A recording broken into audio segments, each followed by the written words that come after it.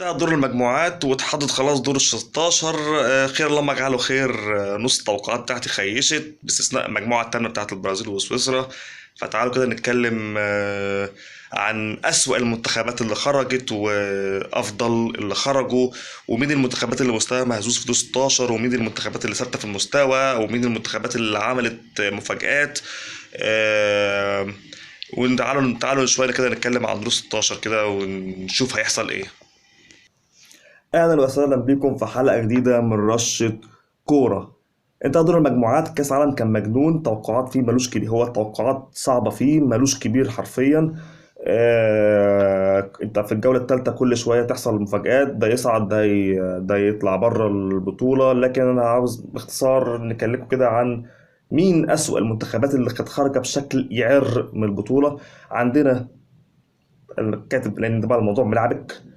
عندنا قطر، ويلز، دنمارك، مكسيك، بلجيكا، ألمانيا، الأوروغواي.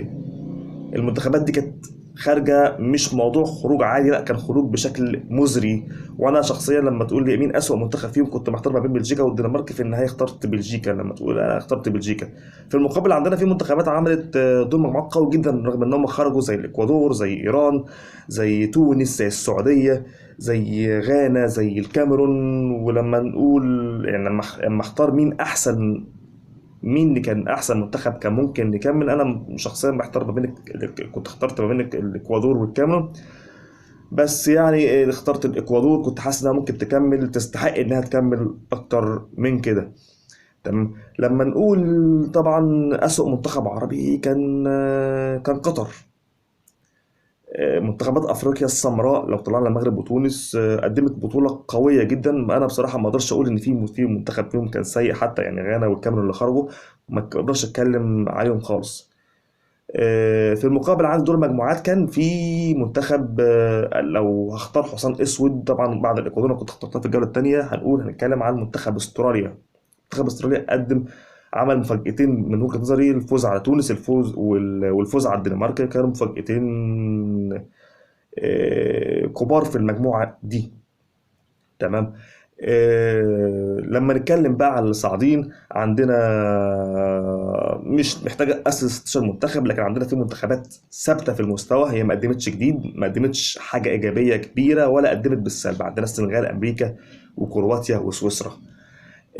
عندنا في منتخبات من الصاعدين كانت مستواها مهزوز نوعا ما، زي هولندا، زي انجلترا، زي الارجنتين، زي فرنسا، زي اسبانيا، اليابان، لا مش اليابان، سوري، البرتغال والبرازيل. لما تكلمني عن طبعا اسبانيا، خساره غريبه من اليابان، تعادل برضو غريب مع المانيا، فممكن تقول ان هي ايه، آه، اكثرهم اهتزازا في المستوى. المنتخبات برضو من الصاعده، المنتخبات اللي هي اللي واقفه على ارض صلبه: بولندا، استراليا، اليابان، المغرب، كوريا الجنوبيه. طبعا اكثرهم طبعا هي استراليا، واقفه على ارض صلبه استراليا. تمام. لما نتكلم مين منتخبات من دي، آه، احنا عندنا في دور 16. قبل بس ما اخش على دور 16، لما تحب انا حاولت اشوف احسن لاعب ما لقيتش. البطوله جماعيه بشكل اكبر، ما فيش حد لاعب معين، ما فيش نجوم، ما فيش لعيبه ظاهره، هي البطوله جماعيه بشكل اكبر يعني. فعشان بس ما نتكلم، عشان ما تقولش انا نسيت احسن لاعب، لا انا ما قلتش، بس هي مش لاقي. تمام.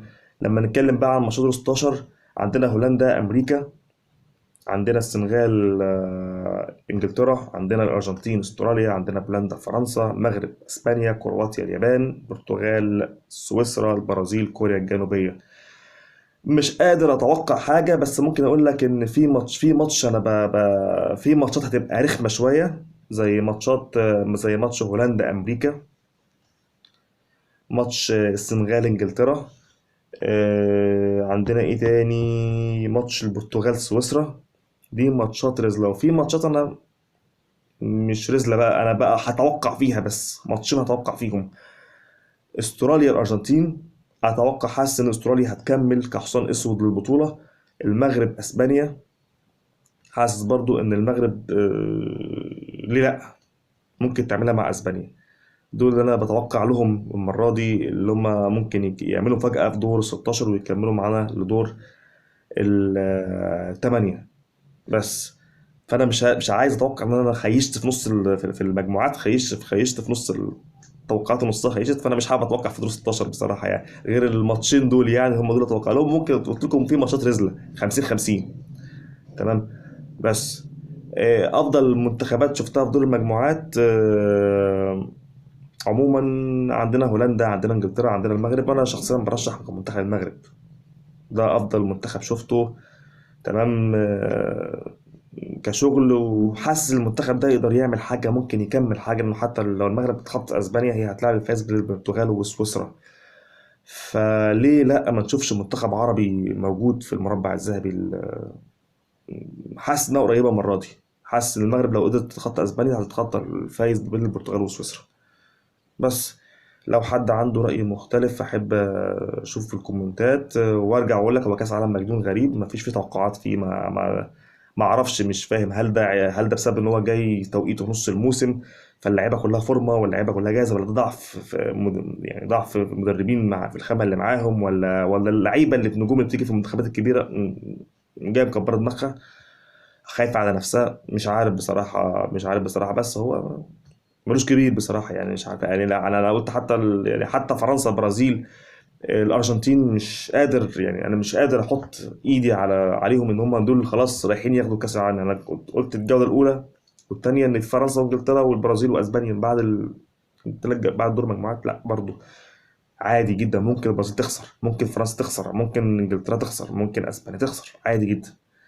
بس كده أنا خلصت اللي عندي خلاص. يلا، السلام عليكم.